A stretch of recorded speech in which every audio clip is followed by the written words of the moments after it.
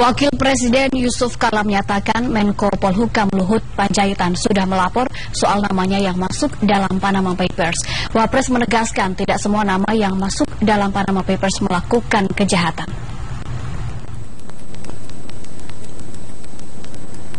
Wakil Presiden Yusuf Kala menyatakan perlunya klarifikasi ke publik bagi pejabat yang disebutkan dalam Panama Papers.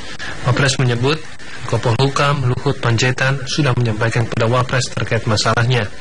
Luhut juga menyampaikan keadaannya kepada Presiden. Hal ini diungkapkan Wapres Yusuf Kala menjawab pertanyaan wartawan seputar nama-nama pejabat yang masuk dalam Panama Papers, termasuk nama Menko Polhukam Luhut Panjaitan.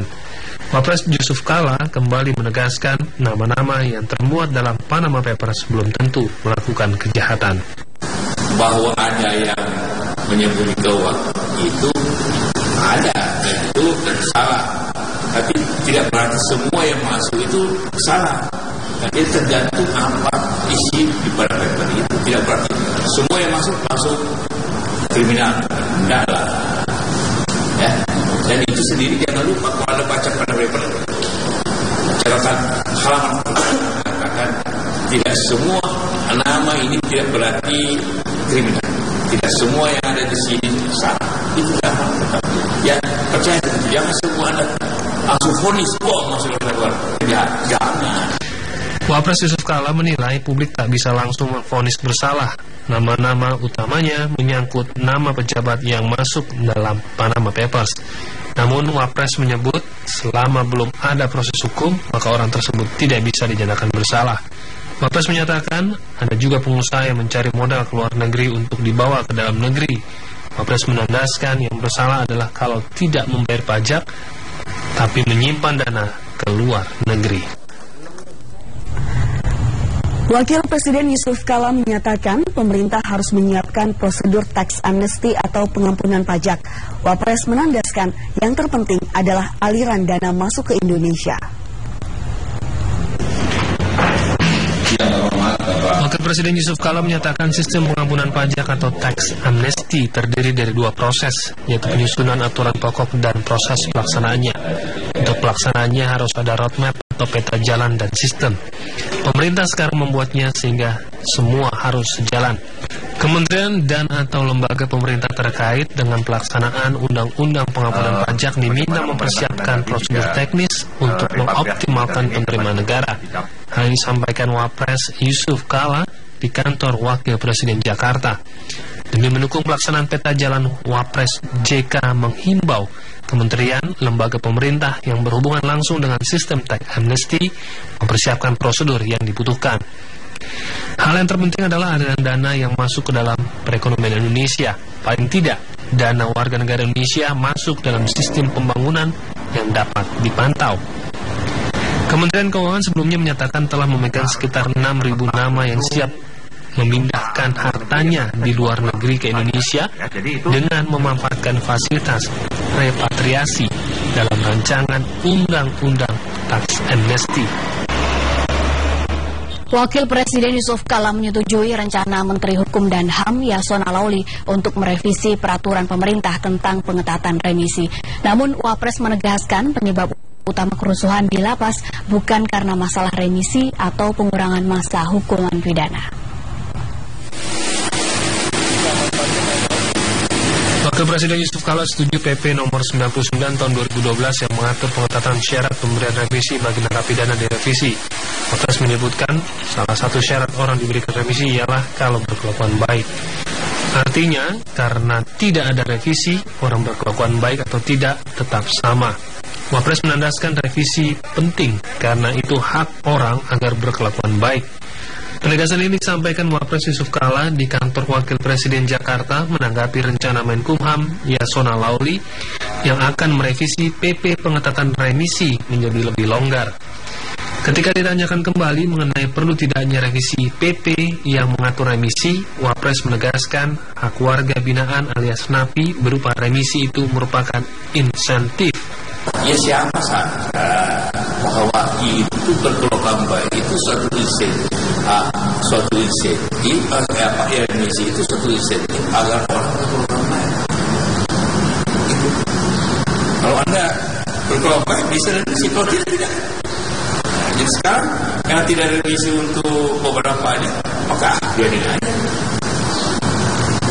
Bakal kita terima karena ada masalah lagi. Namun Wakil Presiden Yusuf Kala menegaskan penyebab utama kerusuhan di lapas terjadi bukan karena persoalan remisi, melainkan kelebihan jumlah napi juga pengamanan.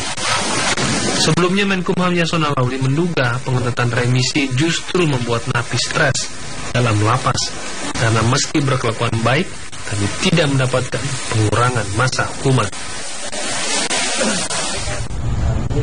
Lembaga Pemasyarakatan Lapas Kelas 1 Makassar saat ini dihuni 800 lebih warga binaan. Padahal daya tampung ideal lapas maksimal 740 orang. Informasi selengkapnya akan disampaikan rekan kami Maratun dari Makassar. Maratun. Ya, baik, terima kasih Saudara. Lembaga Pemasyarakatan Kelas 1 Makassar saat ini dihuni oleh 800 lebih warga binaan. Padahal daya tampung ideal lapas sendiri maksimal 740 orang.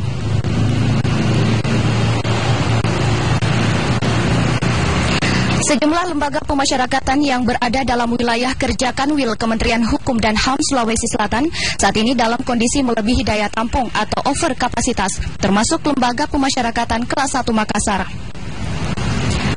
Meski saat ini lapas kelas 1 Makassar diklaim telah memiliki sarana yang tergolong standar, namun kondisi ini tentu saja tidak berlaku dari sisi daya tampung warga binaan.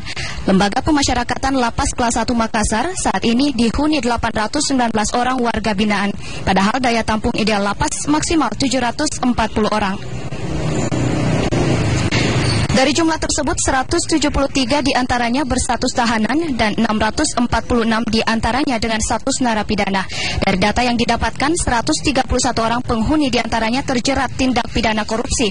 93 orang tahanan anak laki-laki, sementara anak yang berstatus narapidana sebanyak 4 orang.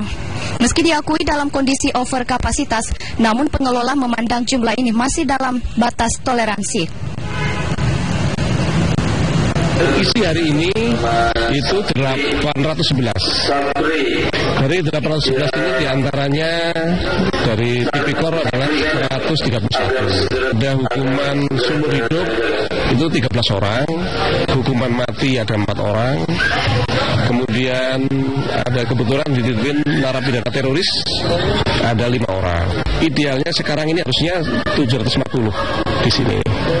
Nah, sekarang kan 811 ini. Saya kira masih termasuk kita anggap toleransi.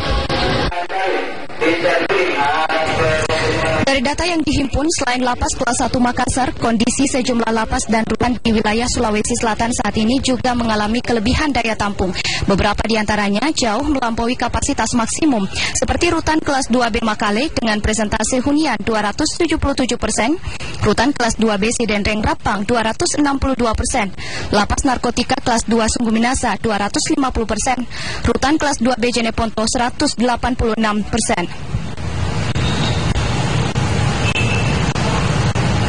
Sementara itu, Saudara, seorang tahanan kasus narkoba titipan Polresta Palopo berinisial S di Lembaga Pemasyarakatan kelas 2B Kota Palopo, Sulawesi Selatan tertangkap oleh petugas lapas karena kedapatan membawa narkoba yang diduga miliknya.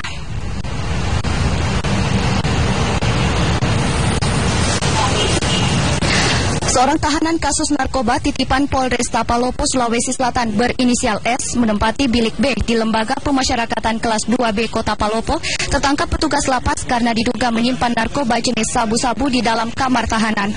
Tersangka ditangkap petugas lapas saat melakukan pemeriksaan kamar dan ditemukan narkoba jenis sabu-sabu 2 saset yang disimpan dalam bungkusan nasi. Hasil temuan itu, pihak lapas langsung menghubungi unit narkoba Polresta Palopo untuk dilakukan penyidikan. S yang telah ditetapkan sebagai tersangka ditangkap oleh Reserse Unit Narkoba Polresta Palopo beberapa waktu lalu dan masih menjalani proses hukum. Namun tahanan tersebut dititipkan di lapas kelas 2B Palopo karena sel tahanan polisi telah over kapasitas.